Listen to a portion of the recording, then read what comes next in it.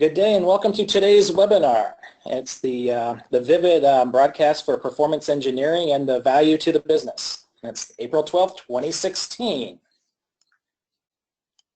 And it's brought to you by the Vivid Performance Engineering Special Interest Group. And the leaders currently are Todd DeCapua, Petar Paskarich, Paul Shublin, and Chris Trimperd. And it looks like we are all available today for questions at the end of this broadcast. The host today is myself, Petar Paskarich. I'm currently a software architect with the NTT Innovation Institute, Inc. in Silicon Valley, and been a long-time engineer across a few different companies along the way, but spent most of my time being a senior performance engineer for a large Midwestern insurance company. And hopefully you enjoy the content we have. The panelists today are Todd DeCapua, who is the Chief Technology Evangelist for HP Enterprise Software. He's been in the field for a number of years. Currently, he basically supporting us for performance engineering roles, the software side at the enterprise level, and can basically handle lots of networking and software and performance issues. Myself, again, I covered that. We have Ravi with us today, and he's also with the NTT iCube group that I'm also with. And he's the current Managing Director at NTT for Applied R&D, and he's responsible for sales and business development. And he's also the former CEO of a startup in Silicon Valley and has worked in engineering and product management in Microsoft and IBM Rational Software. We have also Megan Shelton, who's now a manager for performance engineering at Nationwide Insurance. And she's listed as several accomplishments as assisted in the development of the performance and load testing processes for use by the performance engineering team at Nationwide. Coordination of testing activities for 200 plus software applications over monthly software releases. And that goes on and on and on. And she's helped develop a lot of best practices and methodologies over the years. Okay. So just to get things started, we're going to do a little bit of housekeeping. And just want to say that today's live session is intended for all Vivid members. And the recording will be posted in the webinar section on the Vivid website. And it's visible for all members. And membership is generally free, and there are some other options available. Additionally, today's slide deck and webinar recording will be made available to you, and we will send you the link via email once they are posted to the Vivid website. If you have questions as we go along, please type and send them in the questions pane in the webinar control panel. And here's a picture of the webinar control panel, and that usually appears in the upper right-hand corner of your screen. To submit a question, make sure the questions pane is expanded and type in your question and click on the send button. So let's get started, and we'll cover today's agenda, which is basically we're going to we're looking at the performance engineering and the value to the business, and we're going to cover several different viewpoints and how and why we matter to the business.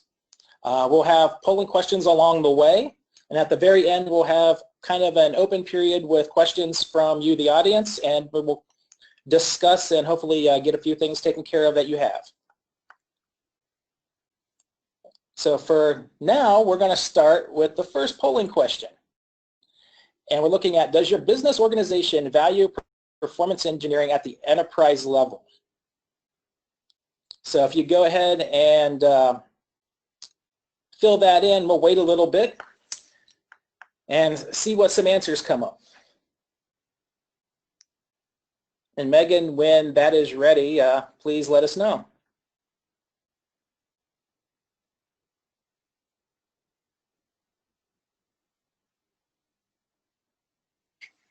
Essentially, okay, can we see the results? No, you'll have to actually read that off, I believe. So 60% of you are saying yes, it's a major concern. The next biggest answer is, with 25%, is yes, it only matters when there is an issue. Oh, wow. Okay. Anyone say no at all? We have a few that say no. Let's leave it at that. Okay. Great. I'm now showing the results. I closed the poll, and now it's. Okay, great. Yeah, so it looks like we do have business value, which is great. So for those of you that have the one where it's yes, it only matters when there's an issue, yeah, I feel your pain sometimes. That can be a problem. Todd, do you have anything to add on that? Well, it's funny. I'm just sitting here trying to do some quick math, and you know, if we looked across the results that we had, if we take the 63 plus the 25 plus the 6, we get to 94%. So 94% of those people who responded in this poll do say that yes, performance engineering at the enterprise level matters. So basically, it's overwhelming. So that's a good thing. And then the 6% said no, let's just leave it at that, which I absolutely adore. So I, you know, the 6% that responded that way, I think you and I can both feel the pain. I'm sure Megan and Ravi as well. Exactly. All right, very interesting. So now we have that first part, setting some expectations of what's about to come. I'm going to turn it over to Todd, who's going to handle the enterprise view of performance engineering and the value to the business. Thank you, Petar. You know, one of the challenges that I think I face a lot, and as a practitioner, as well as what I see when I'm out working with our customers and prospects and partners, is kind of where Petar, in the opening of the agenda, you know, how and why we matter. And for me, I think for a long time, as a performance engineer, you think of yourself as a function, you think of yourself as a team, and again, looking at those survey results, again, the way that the poll was structured was, you know, performance engineering as a specific team or capability.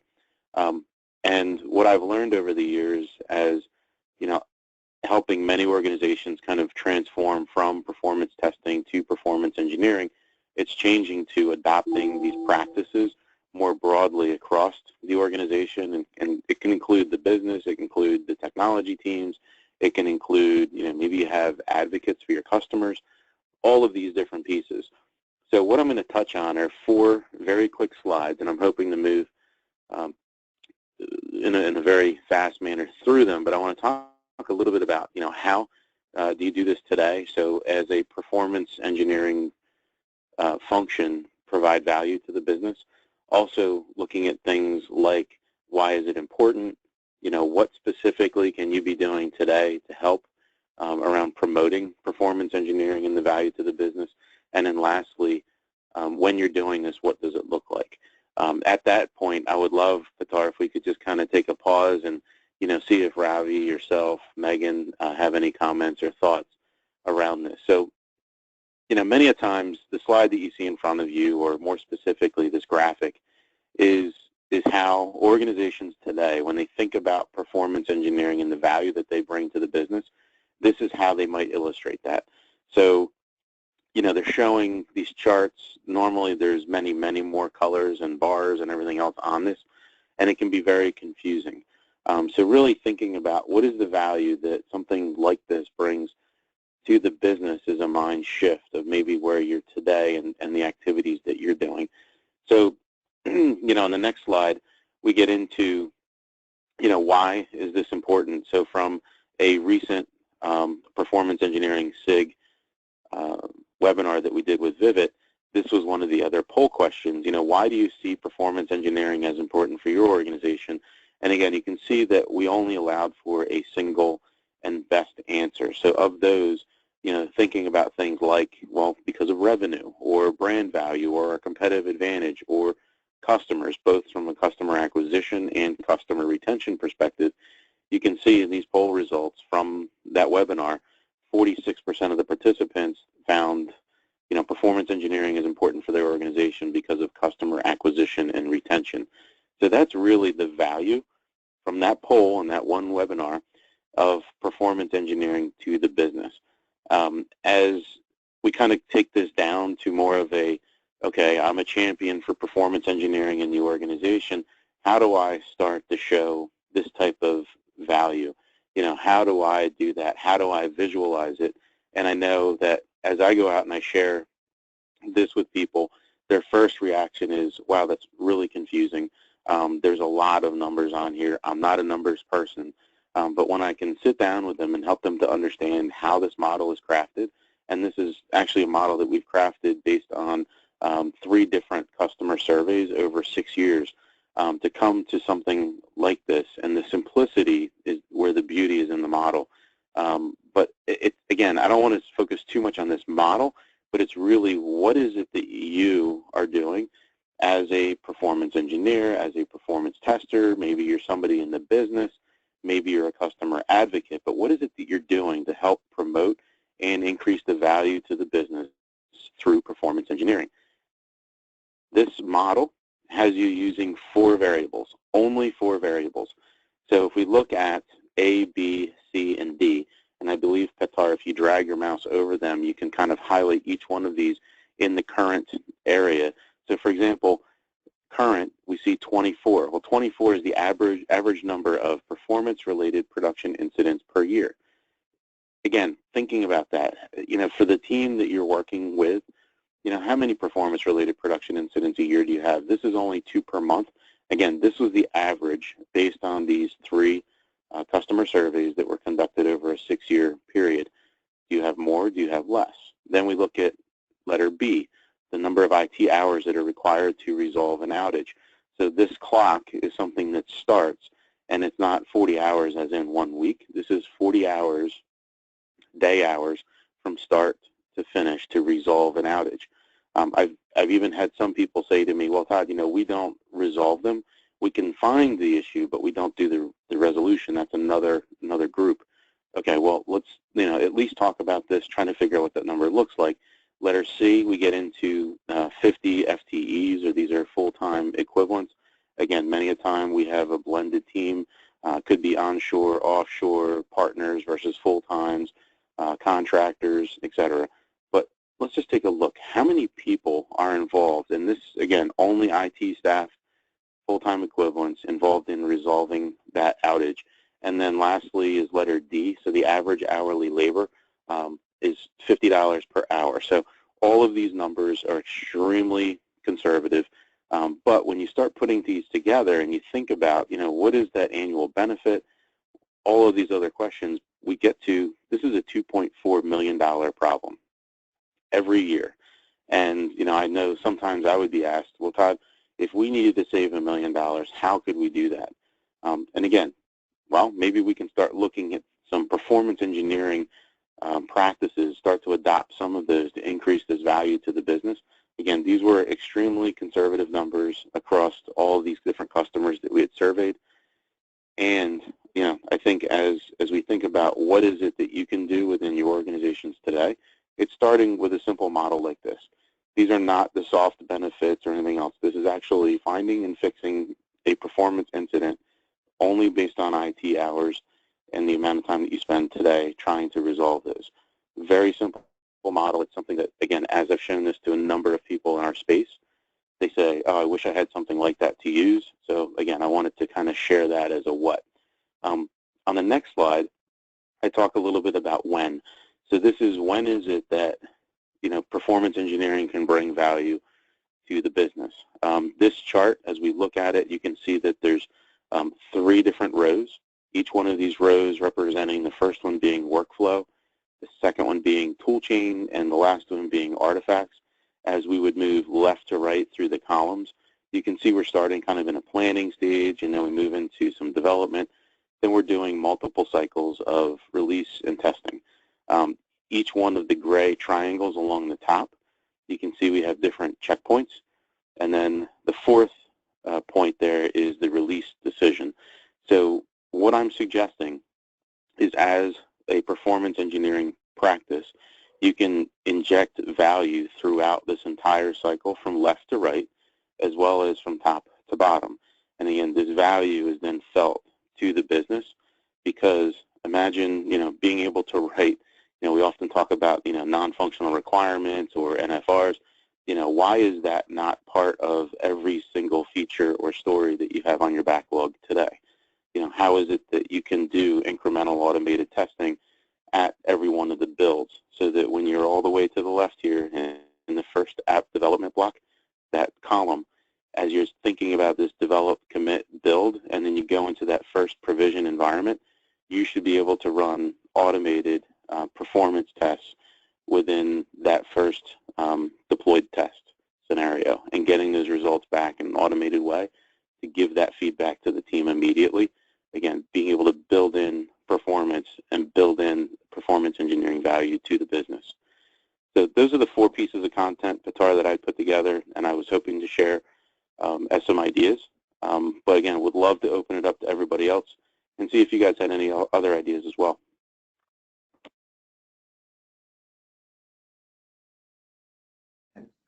Yeah, so thank you, Todd. Yeah, so it looked like that slide wanted to advance on me. But yeah, from that enterprise level, it seems to be pretty consistent with what I've seen, especially over the last, say, 5 years, especially as the different development methodologies have taken over. And how do you fit in that continuous testing into Agile and into some of the lean development pieces? Yeah, it's a challenging problem, but it's something that I think we still need to conquer.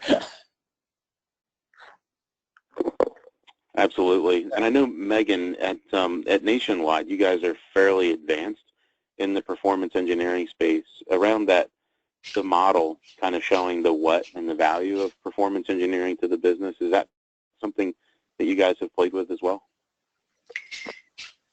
Yes, so that's something we're constantly playing with, right? And it's evolving. I love some of the data that you showed because it pictures it in a different way than I've thought about it. But yes, I mean, we do all this work, and if we find things, there's value, or if we help in a production issue, there's value, right? That's the easy value kind of to show. But when there's not a problem that makes it to production, when we catch things in PT, when we're filtering and re-evaluating those things, that's where it gets a little fuzzy, where it's not as much of a huge win because we fixed an outage that's been out for 8 hours and the business is losing money. It's hard to show where we kept issues from happening. Yeah, it's always been one of those things for me. It's like, yeah, you have those hero moments during the outages, and that's where that perceived value is very high. But there doesn't seem to be, even yet, a good way to track that built-in value that you don't have those outages because you've actually done the engineering ahead of time.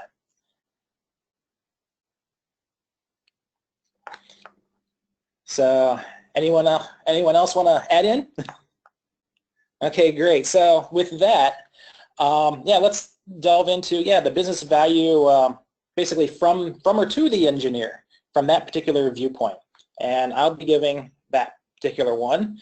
And to start that off, we have a polling question, and it's around, as an engineer, what do I bring to the business?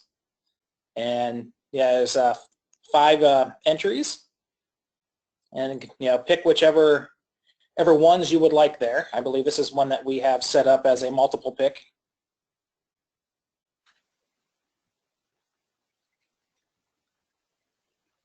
I definitely have my favorite one out of here, but we'll discuss that in a little bit. It's going to be really interesting, I think, Pitar, to see the results as people are going through here. Yeah. And thinking about it, I mean, from an engineer perspective, and what is it that I bring to the business? I think that's something that you don't think about first, right? Right. So I think everyone's had a chance to vote. Can we see the results?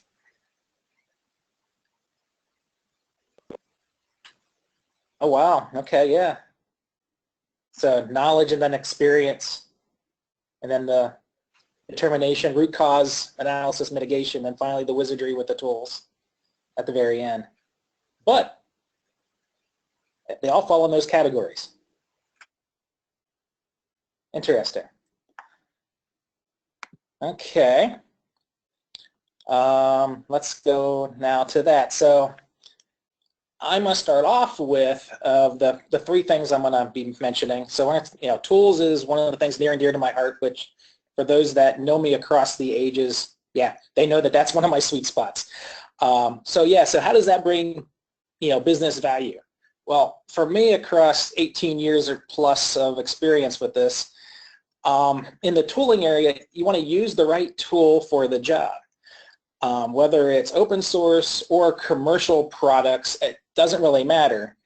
But if one of those deals where you don't necessarily want to use a network layer protocol kind of scripting tool, if you're looking for why does the button turn blue when I hit it, when you're looking for a functional kind of thing, you want to basically use your time wisely, and the value in the tools that you're using, use it to its potential. You want to use these tools across the entire application lifecycle, whether it's development and testing and even in production. And that includes monitoring, and it also includes crit sit mitigations. But also, I would say it would go into one of my next topics on the next slide too. It's where you're using the tools also to hone some of your skills and to learn to use them in novel and new ways, so that you have the ability later to use those tools to actually increase that business value for your business, your actual internal business partners, to say, hey, we got you out of that outage in 4 hours because we found this one particular feature of the tool that allowed us to check a bunch of data rows, pull some SQL that allowed us to validate that something was correct in the database, stuff like that. Another facet to this is that cost is not always a limiting factor, and that kind of goes back to the open source versus commercial products. I've seen very good usages of tools across the years with multi-million-dollar packages, as well as free packages, and also the converse to that, to where you can take a really good tool and use it in a way that is not really meant to be and fall very flat. Or if you have some engineers that come in with very little foundational skills trying to use any of these tools, it's going to end up actually costing you more at times in order to solve some of these issues early in the life cycle or even on the end. One of the other things that I've seen across the industry is that you really need these tools in place in your organization before you actually need them. It's always a chore to say, if you need some kind of visibility within a JVM stack, to install these sometimes invasive tools during the crit sits. Or you've got a unfortunate event where you're in waterfall testing cycle, and your 1 month of testing got compressed to 3 days, and you still can't see inside your whether an Oracle database or your JVM, or even some Python apps if you're working with those. Then you have your 2 days compressed down to maybe even a half day because it took so long to get the tooling installed by the IT ops groups. So in order to get some of this stuff done rapidly, you really need to have this stuff in place. And then that brings me into that next piece where it's time, and the old adage of time is money really does play. And I'd say it's that's kind of one of the tangible pieces of bringing business value as an engineer. The idea is, as whether you're a performance engineer, performance tester, or whatnot, I mean, you're coming up with solutions. They need to be timely. You have to design those solutions for speed in mind, validate what you're after, and whether you're looking at the applications in the field, you're looking at, say, even web services infrastructures, you're looking at microservices now, you're looking at MQ series kind of events, or even going into big data where you're doing lots of wide dispersed data ingestion and also selection across that for AI and ML. You're checking this stuff. It has to be built for speed. And then on top of that, you're also looking at the tools you're using to actually monitor all of this need to be lightweight and also configured for purpose in order to get the pieces of information you need to have the visibility. So when something does go awry, you can't say, oh, there's the problem, and here's who we need to fix it, instead of having to spray it across the entire organization and have those 50 people, those 50 FTE, on a conference call for 2 days trying to figure out what it is. So use that time wisely. The next piece I have in here is on, the business value can be derived often in terms of milliseconds. And this is quite apparent with stock trading apps, mobile gaming, and other communications platforms. I was reading a article recently on where they put in a new high-speed optical fiber between, I think it was New York and London, and it was at a cost of something like $470 million to do this.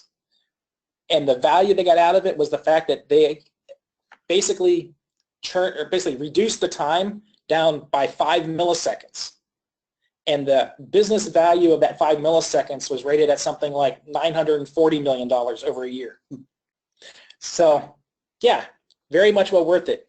Time in that case really is money. Mobile gaming goes the same way. You're looking at lower latency pieces.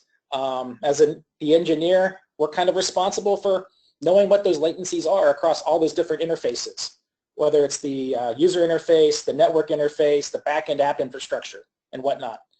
I had another experience recently where those times were down to, they actually had to know what those latencies were down to the 2 millisecond level. And you basically blow those, those maxes, not just averages, it costs them money.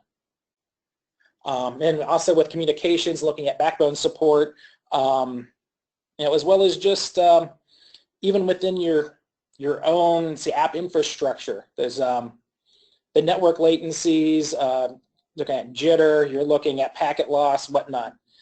All that adds up. Now we have, when things go awry, the outages are measured in time to resolution by most companies, or whatever acronym they want to give, which basically comes down to, it's all about time and how many people involved multiplied by the time, how long was the issue, if there is a root cause, how long did it take to find it and identify it, and then, you also have to have how long did it take to mitigate and fix that issue. There are several issues around the, let's say, last 10 years or so of my career, where on the bad side, if a certain organization is down for, say, greater than 24 hours, they're completely out of business. There's no way around it. There's no fix for it. There are some issues where, hey, if you're down for 5 minutes, that just cost you a nice $1 million.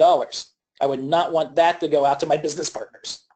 So the idea is keep things up and running as efficiently as possible. And then finally, the business will track and evaluate your effectiveness. There are several times across my career where it's actually as part of a personnel evaluation, saying, what have you done for the business lately? Have you saved? What was your average savings on a call if they are managed that way? Sometimes you can say, I saved $400,000 this quarter because we took what would have been an hour outage and made it down to 15 minutes because we actually had that visibility with the tooling that we had. Or even better, you can come up with, I hate saying it this way, but you can say the fake numbers, where you can say, we saved $1 million because we actually didn't have an outage because the predictive analytics tooling that the engineers put in place actually saw it start to happen. So even before your end users and your customers have any kind of downtime or even notice it slowing down, you actually have that predictive capability to say, we want to mitigate this, and you have that time to actually do it. So there was no real outage, but just that potential. And then finally, another piece that I've come across lately and I've talked about is your business value as an engineer also comes from your knowledge. And I think that's one of the things that the audience members have also listed in the polling. So it's like you have the answers to keep your company running. In a lot of cases, that's very, very true. You have the ability your ability to train others, so when you're not there, you're not, one of the things I'm going to mention here in a second, you're not just the purple unicorn, you're not the Superman. Other people need to know how to keep your company running too. The tool knowledge is essential, and you need to use it across all the phases of the life cycle. So if you're just looking at performance testing, so you have that knowledge there while you're in the testing phase, but as you move toward more of a performance engineering role, which is kind of like the next cycle up anyway for the testers, then you start saying, oh yeah, we can use this in the monitoring phases. We can use this as just a production mitigation, and also back into development, where a lot of the knowledge you pick up while testing gives you that insight into internal threading models, into what defaults really need to be changed, because, well, defaults are just there to be changed. At least that's the way I've viewed them forever. There are a reason to, they are defaults because they're a good starting point. But as you tune the application, that will change.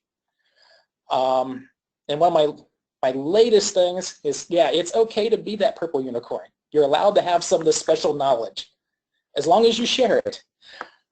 And then usually when you are that purple unicorn, you are pulled into crisis situations, and that's where that breadth of system knowledge that you have can be used. And a lot of organizations are still very stovepiped across the different realms of the software stack. So whether it's still, you know, your group of DBAs, your group of system analysts, systems operators and whatnot, they all have that different locked-in view, and the performance engineer has that ability to cross all those segments. It's quite important, and that's that visibility that you have, which is key to problem identification and resolution of all of these issues, where you can actually see this stuff happening in real time and say, hey, we've done this before. Here's a quick little fix for that. And then finally, in that development phase, and then, you know, basically as an engineer, you do have that ability to influence all this stuff ahead of time. So it's before the deployment, even before testing starts, and most importantly, it's before the problems even exist. And it's very important that you use your knowledge in order to help with that. So that brings us into the next piece of this. So the next viewpoint up from the engineer is, okay, it's your manager. So I'm going to turn this over to Megan for the viewpoint of the performance manager. And we do have our next polling question, which is, your performance engineering manager provides business value. Do they?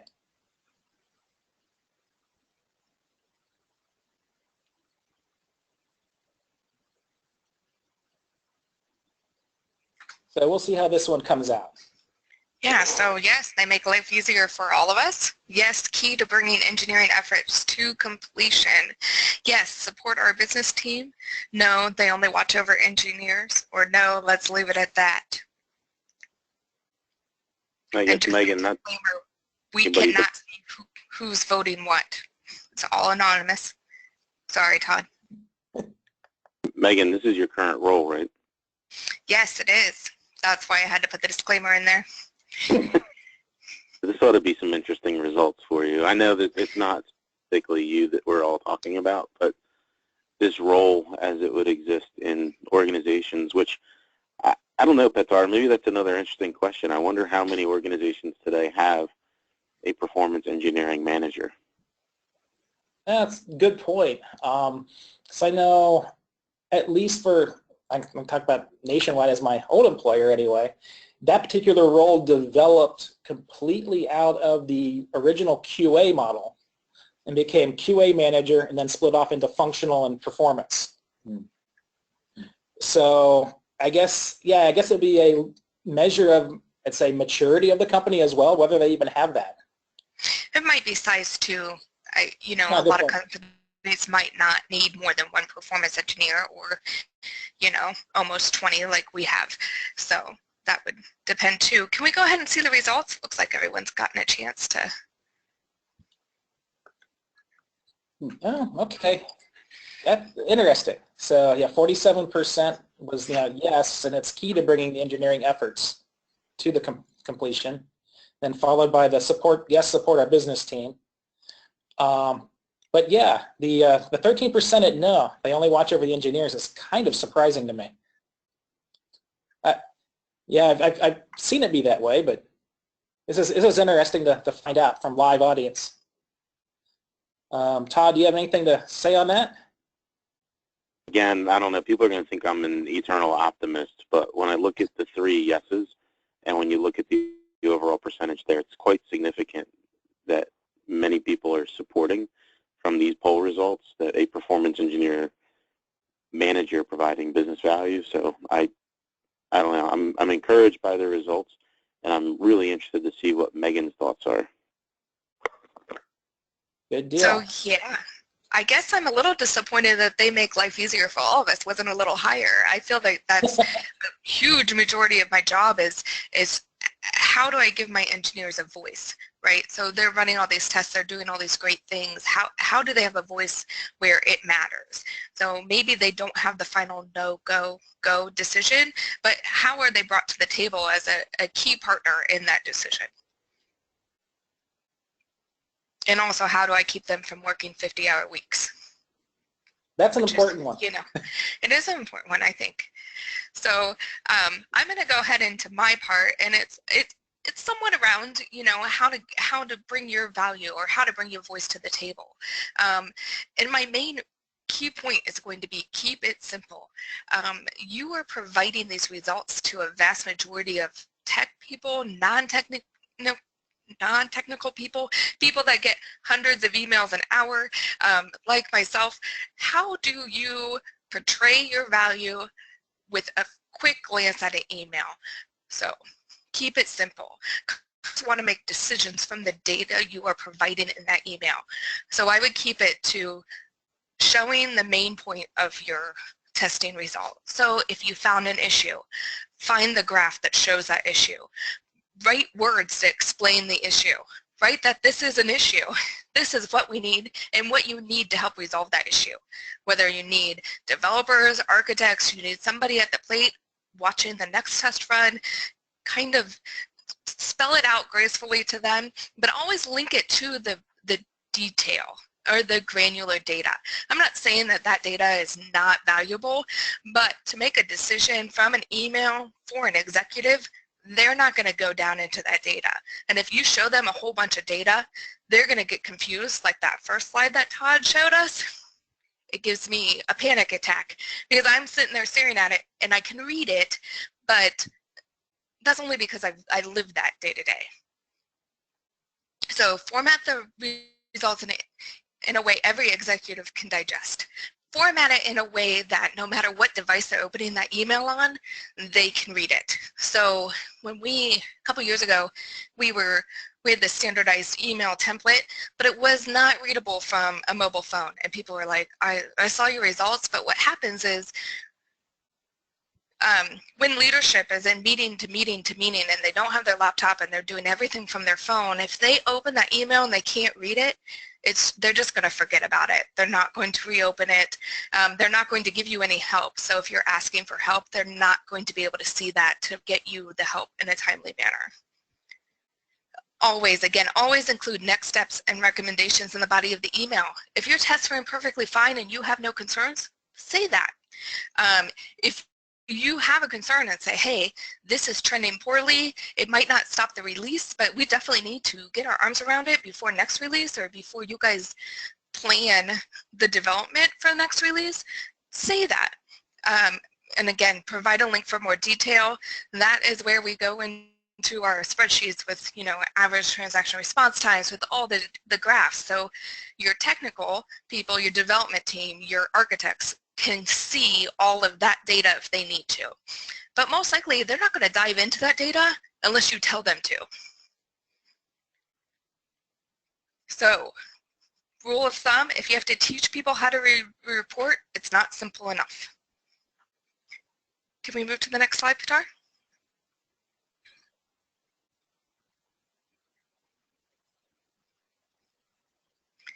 So along with that theme is less than is more. Use transaction names to your advantage. And if you've seen my other webinars or classes on the scripting side of it, you can use sub-transactions. You can use additional transaction names. So we usually use a set of transaction names that pertain to the script, and then on the second level, we use a set of transaction names that pertain to the application. So let's say your application has a login and you have 30 scripts. So script 1 would say script 1 login, and then the next transaction would say application login. What that does is it takes all of those application login transaction names, and you can't see me flailing my arms around because I'm trying to show you. It takes all of those and it lumps them together. So you can make a quick decision on how login is performing no matter what script it is. We do that for our major business critical business functions, major business functions. So login, checkout, anything that you're hugely concerned about, we create as a unique identifying transaction name that covers all, that is the same in every script. That way, when I go to deliver my test results, I don't have to do any math. I can portray, hey, here's how your login is doing. Not here's how 30 different logins are, but it's really all the same login. Next slide. So again, back to keep it simple. Oh, we went. Standards are helpful. That is something, especially when you have a large team and you have many engineers, and our team, my team, doesn't always work on the same application every time it's tested. We need to have standards. We need to be able to say, hey, here's our standard report, no matter which performance engineer is doing the testing or doing the analysis, you're going to get the same level of data. What that helps is, again, it helps show the value to any leadership. So once they see the standard template, even if they move, say they're the application owner of application A, now they're the application owner of application B, they're going to be able to understand and digest that report as soon as you give it to them. There's no learning curve there. Same with your engineers, same with your tech. Just as roles move and people move around the company, if you show them the same stuff, it is easier for them to make those business decisions. All right, great. Thanks, Megan. It's fascinating to me to hear once again how the standards and methodology play, especially from the manager role. Have you found any, I guess, pushback to developing all the standards? No, never. So, and that's the funny thing is, and I understand, so process, and I hate, and my core developer being hates process, but my manager loves process. So, and not to be killed by process, right, or killed by standards, but what it does is once you understand, if we write a script to these standards, we develop a scenario to these standards, then any engineer can go in, quickly identify and consume what's going on in that space and help the application out. So, you know, somebody takes a trip to India for 6 weeks. We didn't realize that this application was going to have a release, so we didn't transfer any knowledge. It's no problem when you have standards and processes in place because they can quickly come in and identify it. And once we start talking about standards and really truly needing good requirements and what those are, any other leadership or executive is going to be able to digest that and support you in that journey. Okay, great. Thank you. So next, I think we're going to move on here to the business value by business development in that particular point of view. And we have another polling question around that to start. So yeah, do you see the business impact as tangible or intangible for your organization? And that should pop up quick. Yep. So we have data to show success or failure. Business outcomes are readily visible to me. Perception of success as defined by the business. The customers validate after deployment. Business value can be expressed in many ways. And that was for, yeah, that both side.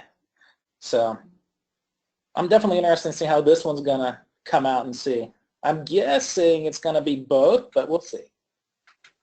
I guess the other question that I just kind of had pop in my head, guys, was how is it that organizations today are measuring the value? Excellent. Which I don't know if the majority of organizations are. Right. Yeah, I would have to say we definitely are not. We fight but it doesn't happen in production a lot. So, you know, there's that ultimate difference between your PT environment and the production environment. And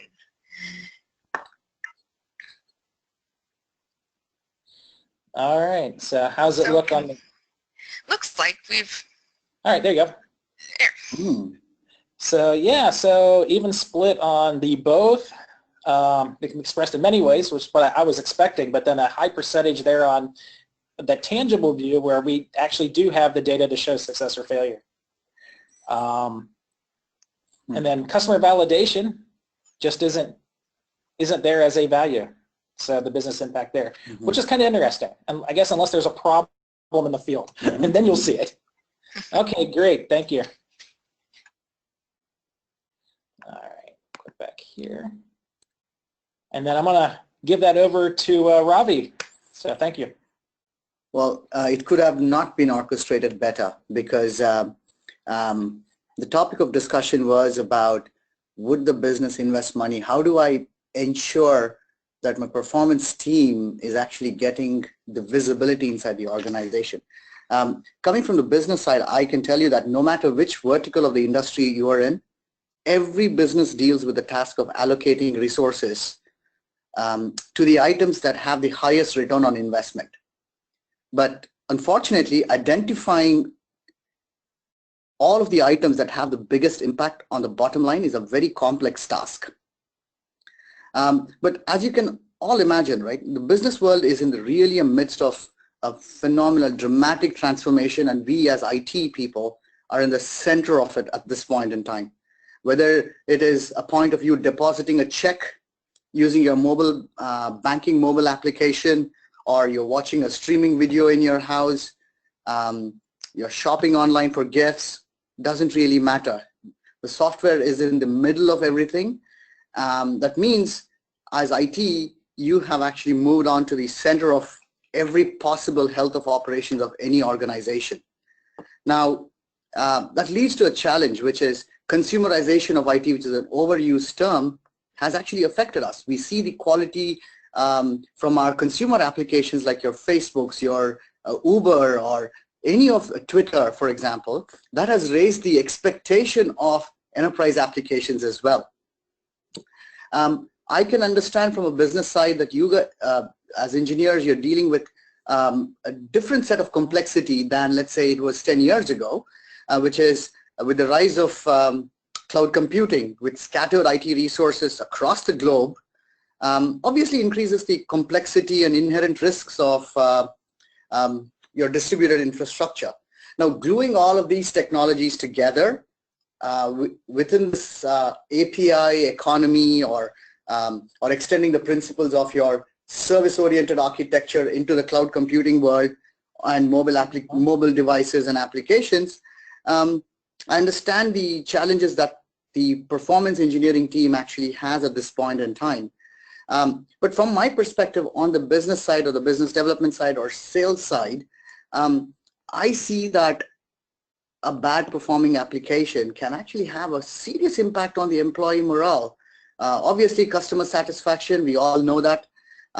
We understand the business reputation and the company's bottom line. We actually talked about, and Petar was alluding to, a minute loss is $1 million or something to that extent. We all understand that part of it.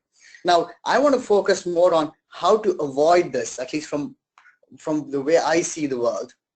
I think first and foremost, I really liked what Todd was talking about and Megan was talking about. They both touched upon some of the topics that I wanted to talk about, which is we all need to speak the same language. IT organizations typically evaluate business applications based on availability and speed. But these metrics don't really measure how the application's impact on the business is, because they report on performance only from an IT's perspective, rather than drawing insights into the business users themselves, right? So for example, instances like a C-level executive probably cares about the e-commerce site is performing more favorably month over month from a response time. Do they care about it? Sure, they do. But what they probably care more for is, have there been improvements that equate to better conversion rates and increased revenue recognition? IT leaders, I think, need to spend time in identifying the key KPIs that matter the most for business stakeholders and map those into application SLAs that they've already been monitoring. And this is what Megan was actually talking about, which is send an email in a certain format, or measure and tell me something that actually matters to the business leader of the team, as opposed to I have 23%, I've increased the performance by 23%. Great, but what does it mean for me, right? You know, but that doesn't really simply imply that one size fits all for all processes. The reality is that most enterprises have hundreds, if not thousands, of applications that spawn across multiple organizations, departments, lines of businesses, and each one of them have their own respective KPIs. Now, mapping all of this into relevant KPI that the business leader cares about is actually an important thing. Now, how do you do that? Well, there were a lot of tricks that Megan did talk about, but from my perspective, we need to closely examine the current set of KPIs that we are measuring. If they do not effectively communicate IT performance when you're delivering applications or services to the rest of the business, well, then let's find out the gaps. Let's meet the members of the senior management team in your respective vertical and across other organizations in your company. Review the KPIs that actually matter, which they evaluate from a business success perspective. And let's encourage them to keep most of the business objectives at the top of mind of a performance engineer. That means we have to speak the same language. You can start off with a small pilot project to see how to bring the alignment between business application performance metrics and the business KPIs. You can create a business value mapping, that is, like business KPIs, select only performance application metrics or SLAs that help the business stakeholders. We need to encourage IT professionals, and as managers, it's our responsibility to encourage IT professionals to learn the ins and outs of the business. From my perspective, it's at a very fundamental level. Understand how the company goes to market. What does the supply chain look like for your business? What is the business growth metrics and targets that your company has? It's actually very important for you to do your day-to-day IT tasks without disrupting yourself. But having a better understanding of your company's goals will help your IT organization to articulate the value that you bring to the business. Now, an easy way to do that, and I think Megan showed that in a little bit, is to develop a performance dashboard to establish that transparency and increase the trust in the IT organization or the quality measuring organization, QA teams. Instead of patching together performance reports and reactively providing status updates, I personally feel that IT can do a better job at making these dashboards available on demand, empowering business leaders and stakeholders in the organization with more meaningful, relevant data, and that increases the trust in the organizations. Now, I also feel that dashboards offer a deeper level of operational transparency between IT and business, as these self-service reports allow business leaders to monitor their application health trends at a moment's notice. Again, from my perspective, and most important of all, is this should be real-time service delivery. It increases the IT's credibility if I am able to pull through a report, understand what is going on, not wait for an email? Yeah. Can I create a self-service portal where I can actually look at the KPIs that I'm measuring and see how IT organizations are reacting to it? These things have actually helped. I mean, I've seen organizations do it extremely well, and I've also seen organizations where there's an overkill in terms of reports that get generated, but as a business leader, when I'm looking at it, obviously I don't understand, say 80 to 90% of what is being said, but I get reports which says that everything is on track or doing well, but I see that the conversion rates from a sales perspective is going down. So are we talking the same language? So I think it's important for us to establish the level of transparency between the business leadership team.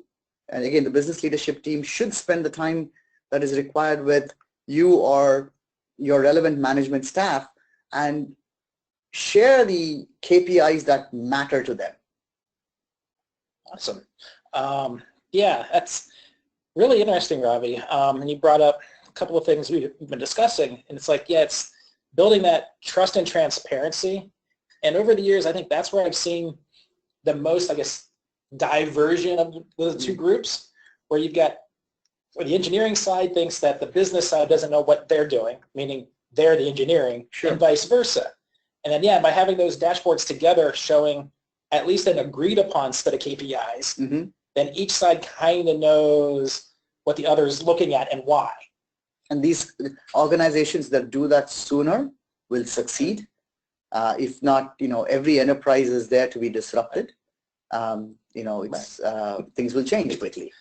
So I think the transparency between the performance engineering teams, the quality assurance teams, and the management team is as important, if not anything right now, at least at this time. Right. Okay, great. Thank you, Ravi. And it looks like we're coming up on the top of the hour, and go on to giving you guys some more information where you can find it from today, and that's through HP Software Performance Engineering, the Tech Beacon Performance Group. There's several blogs on LoadRunner Performance Center from the HP side, and also, don't forget Vivint Worldwide and the Performance Engineering Special Interest Group. At this time, we'll say we're open for some questions, and we definitely thank you on behalf of Vivint Worldwide Performance Engineering Special Interest Group. And again, the recording will be available to all the members. And I think, do we have any questions we want to handle at the moment? I think, Megan, you have that? We do. So what tools are present in the HP catalog to support business value via performance testing or engineering? I'm sure they have a lot to offer, and I'm guessing I'm going to send that over to Todd to answer that one. Thanks, Pitar. I think one of the, again, I hate talking specifically about our products, but when you think about these capabilities of the business value and being able to showcase that, there's a number of different products that help to build that case and ways that you can show it. And again, Pitar, I know you had mentioned, the idea of using commercial or open source. One of the areas that you'll see, if you go out to, we can make this available as well afterwards, but hpe.com/software/PE is a lot more in that area. But there's, integrated capabilities with existing open source, kind of tying everything together in a fully automated way that, again, providing this business value and that dashboard view is very easy. It's across a multitude of different products and capabilities. Okay, great. Thank you, Todd. Megan, is there anything more that people have added? So what metrics do you use to articulate that? To articulate the business value? It says value, but we could answer it as business value. Actually, Megan, do you want to take that one? I can start. I think it really depends on what value you're trying to portray. So there's lots of different values. We portray some values that show that we're getting better at what we're doing. So, mean time it takes us to maintain scripts, to create scripts, things like that. metrics that we show, sometimes we show cost savings metrics. What have we found to make performance better, and how does that save the business money? I don't know, Todd, do you have any others? Well, it's really fun, and I mean the metrics piece can be a bit of a dangerous area, which Megan and Ravi and Petar, I know you guys would all agree, but I think the value really becomes, what is the value to your business stakeholder? What is the value to, all the stakeholders that are in this area? And Megan, one of the things that I heard you say early on is in sharing the results that you have from the performance engineering work that you do, it's tailoring it to each of those different stakeholders. So that's kind of one of the ideas, and the way to really find what works or what articulates that value is by testing it and finding out what resonates well with that stakeholder.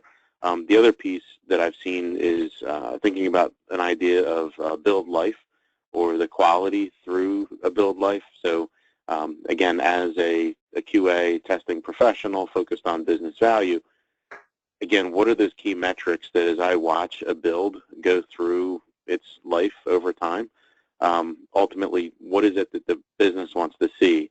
Hopefully that the quality has increased through the build life, that whatever those different thresholds are that we set for quality in the automated life cycle, that they've been met, maybe when were they met, those types of things. So, and then the metrics piece also that Ravi had mentioned is, it's really about the business value.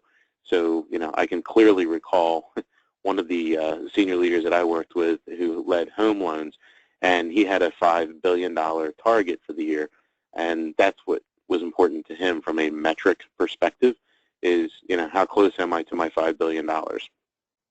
Everything else is interesting, but how close am I? So it depends on what the primary driver is.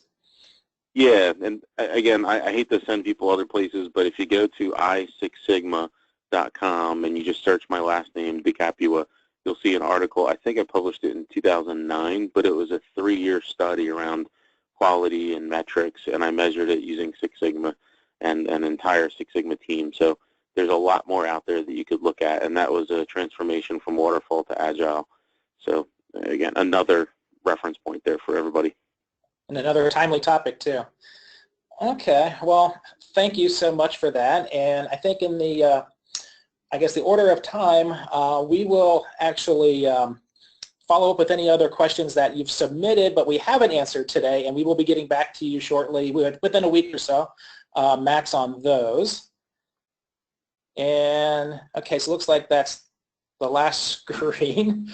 Yeah, again, thank you for attending today's webinar, and the recording slide deck will be posted in the next few days, and you'll receive an email with those links.